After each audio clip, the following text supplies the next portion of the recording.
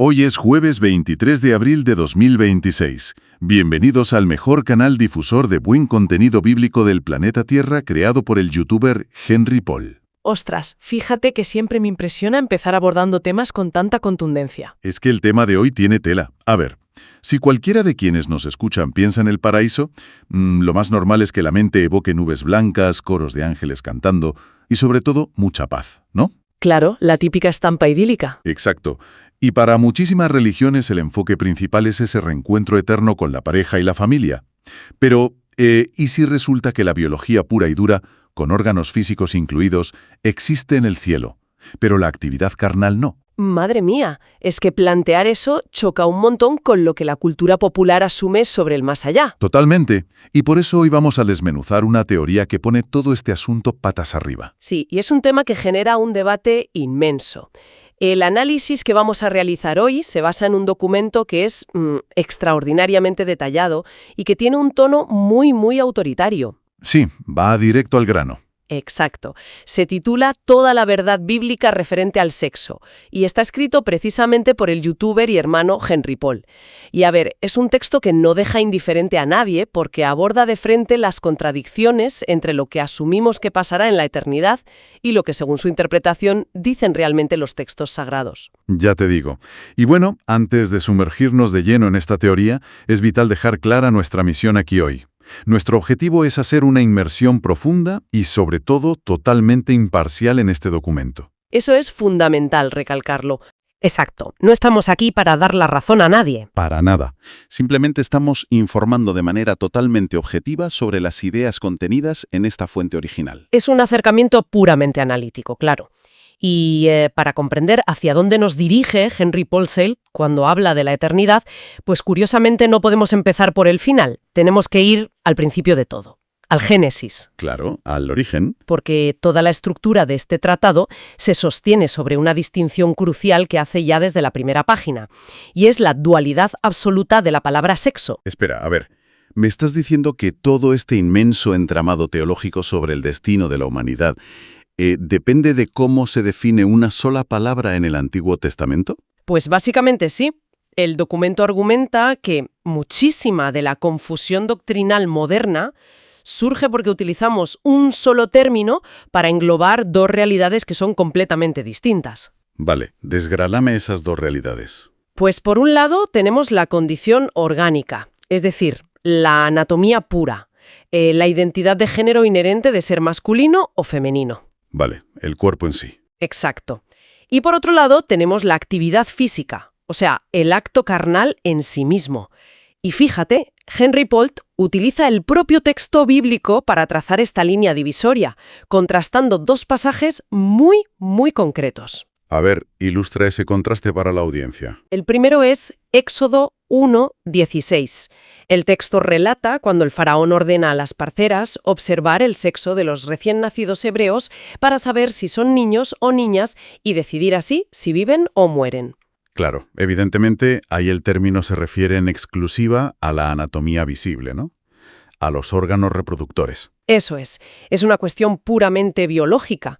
Sin embargo, cuando saltamos a Ruth 4:13, el texto dice que Booz tomó a Ruth por mujer y cito textualmente, se llegó a ella. ¡Ostras! En ese contexto bíblico, pues el lenguaje describe inequívocamente la actividad física, la consumación del matrimonio. Vale. Ya lo pillo. Anatomía por un lado y acción por el otro. ¿Sabes? Leyendo esto, creo que la mejor forma de visualizarlo es con una analogía tecnológica. A ver, sorpréndeme. Pensemos en la identidad de género, en esa anatomía de la que habla Éxodo, como el hardware de un ordenador. Vale, la estructura física. Exacto, son las piezas tangibles, algo permanente que viene de fábrica con el diseño. Y por otro lado, la actividad física que vemos en Ruth sería el software. ¡Qué bueno! Un programa instalado, ¿no? Claro, un programa específico que se ejecuta con un propósito muy concreto. En este caso, el comando sería algo así como poblar_la tierra.exe. Me encanta. Y, oye, esa analogía encaja a la perfección con la visión del autor.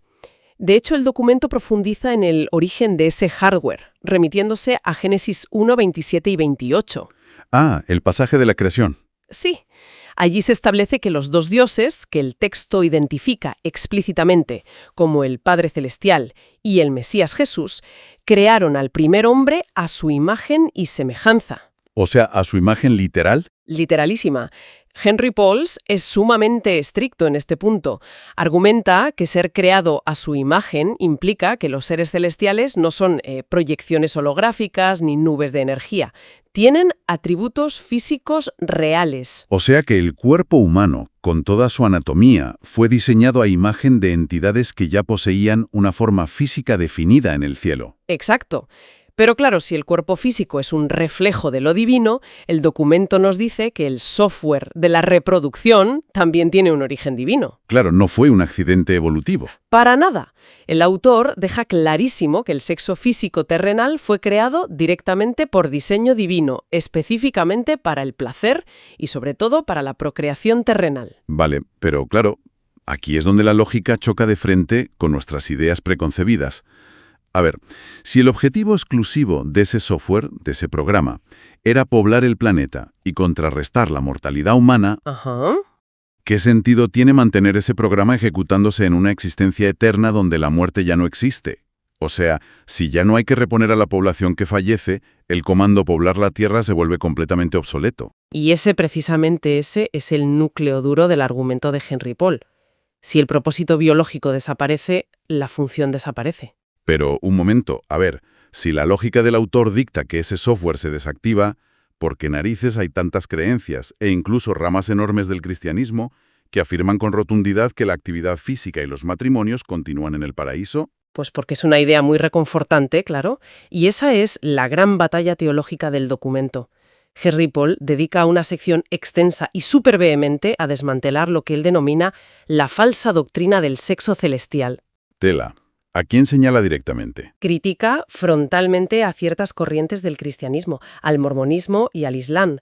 Señala que enseñan que en el cielo habrá procreación, matrimonios eternos o harenes celestiales a disposición de los creyentes. Me intriga muchísimo saber cómo desarma posturas que están tan arraigadas, porque, vamos a ser sinceros, la idea de reunir a las familias y continuar los matrimonios en el más allá es una promesa que resulta muy reconfortante para muchísima gente. Es un ancla emocional brutal. Totalmente. Pero el autor no se deja llevar por el sentimentalismo, va directo a las fuentes. Por ejemplo, contra el mormonismo, el documento acude a Romanos 7, 1 y 2 y a 1 Corintios 7, 39. ¿Y qué dicen esos pasajes? Pues establecen, desde un punto de vista legal y bíblico, que el vínculo matrimonial termina tajantemente con la muerte. O sea que en el momento en que ocurre la muerte física, el contrato queda anulado. Eso es. Y sobre el Islam, el documento menciona la figura de las huríes y hace una crítica muy dura argumentando que esa promesa carnal eterna se utiliza para motivar actos extremos en la tierra. Madre mía. Pero tengo que plantear un cuestionamiento aquí al experto, o sea, a tu análisis de este texto. ¿Por qué el autor se opone con tanta vehemencia a esta idea del matrimonio celestial? Quiero decir, si da paz a la gente, ¿qué problema teológico tan grave ve en ello? Pues utilizando la pura lógica del texto de Paul, el problema es que proyectar la biología terrenal al ámbito celestial disminuye por completo la realidad espiritual. ¿En qué sentido la disminuye? Pues que convierte a Dios en un ser que parece estar más preocupado por organizar poligamias cósmicas y gestionar la procreación celestial que en atender espiritualmente a sus creyentes. ¡Ostras! O sea, estamos intentando que el creador del universo se adapte a nuestras necesidades de supervivencia más básicas. Exacto. Es como empequeñecer el cielo para que quepa en nuestra mente terrenal. Ya veo. Ahora bien, el documento señala un punto ciego gigante en todas estas teorías del sexo celestial. A ver, para que esa teoría funcione, tendrían que existir mujeres en el ámbito angelical. ¿Existen realmente las mujeres ángeles, según las Escrituras? El autor afirma categóricamente que no. No existen las mujeres ángelas. Pero, ¿no hay un pasaje súper famoso en Zacarías que habla de unas mujeres con alas? Sí, Zacarías 5:9. Es la visión de dos mujeres con alas de cigüeña. Y es el texto al que se aferran los defensores del sexo celestial. Y supongo que Henry Polo lo desmonta. Por completo. El documento descarta que sean ángeles por varios motivos contextuales aplastantes. Primero, porque tienen alas de cigüeña, y en la Biblia la cigüeña es un ave declarada impura. Claro, si son siervas de Dios no van a llevar partes de un animal impuro. Exacto. Segundo, porque la visión representa la maldad que se dirige hacia Babilonia, y Babilonia es el símbolo de la iniquidad. Blanco y en botella. Y tercero, y más importante, el documento recalca que la Biblia siempre, sin excepción, otorga nombres y pronombres masculinos a los ángeles. Fíjate, y esto me lleva a conectar los puntos con algo que me fascina, porque hay un argumento irrefutable en el documento sobre Génesis 6 y el libro de Enoc.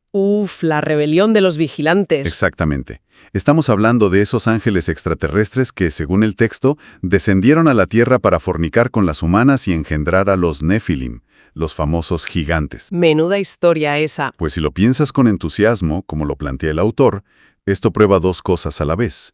O sea, si estos ángeles ya tuvieran esposas celestiales arriba, no tendría absolutamente ningún sentido que bajaran a la tierra a fornicar con humanas y cometer adulterio, ¿no? Claro, es de una lógica aplastante. Demuestra que los ángeles poseen órganos sexuales físicos, o sea, el hardware funciona porque engendraron gigantes, pero que definitivamente carecen de contrapartes femeninas en el cielo. Bajaron porque arriba no había con quién, hablando en plata. Literal.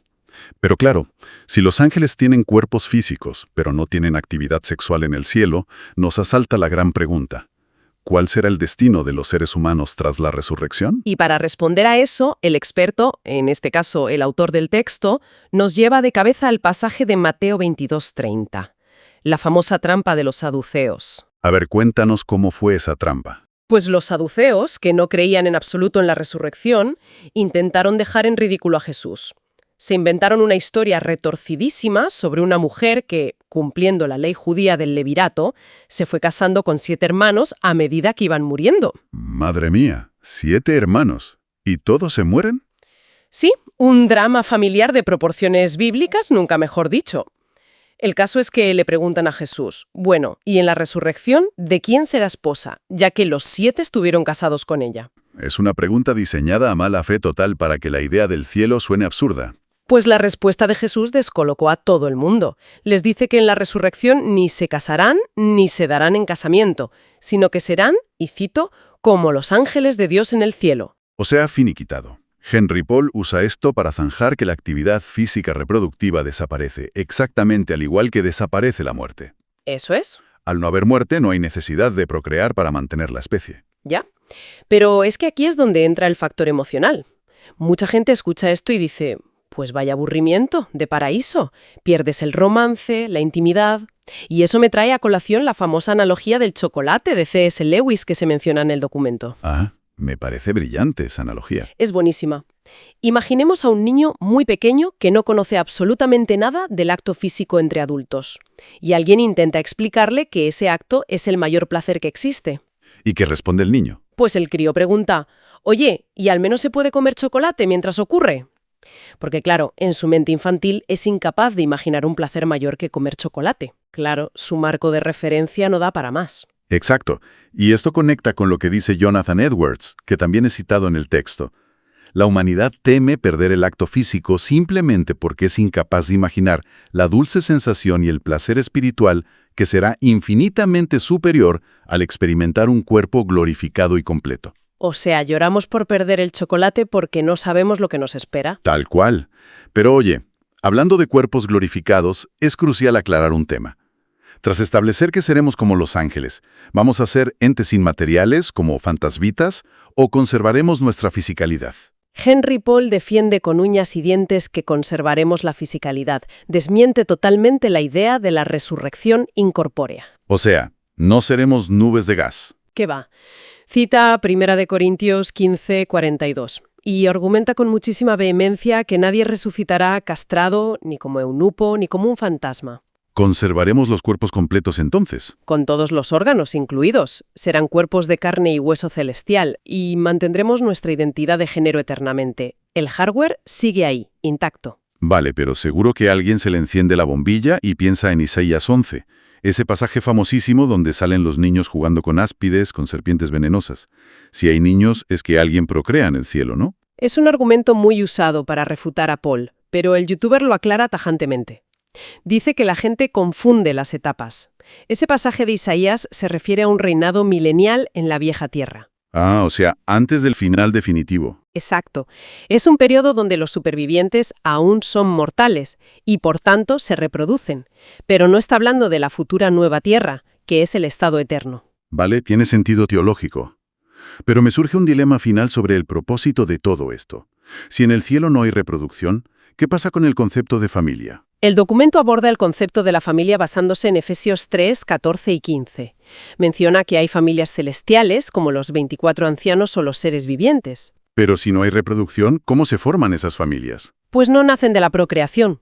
Son creadas directamente por Dios como una hermandad espiritual profunda, no por lazos biológicos. ¡Ostras! Entonces, si lo pensamos bien, si el único matrimonio que existirá en el cielo es el matrimonio simbólico de Cristo con su Iglesia, ¿significa que los lazos que hoy consideramos puramente románticos o físicos son solo representaciones temporales? Como una pequeña muestra, digamos. Sí, de una comunión espiritual mucho más inmensa y colectiva, lo cual nos deja con un pensamiento provocativo tremendo para el final de esta inmersión. A ver, suéltalo. Pues que invito a nuestra audiencia a reflexionar sobre nuestra propia naturaleza. O sea, si según este exhaustivo análisis, nuestros cuerpos conservarán todas sus características físicas e identidades de género por la eternidad, pero sin las funciones de supervivencia y reproducción que rigen nuestro mundo hoy en día. Que son el motor de casi todo, la verdad. Exacto. Entonces, ¿qué otros aspectos de nuestra experiencia humana actual, a los que nos aferramos a muerte, son simplemente ruedas de entrenamiento temporales? Simulacros, para prepararnos. Totalmente. Herramientas para prepararnos para una realidad incomprensiblemente mayor. Fíjate, es para quedarse dándole vueltas un buen rato. Desde luego que sí. Y con esta reflexión tan profunda cerramos por hoy.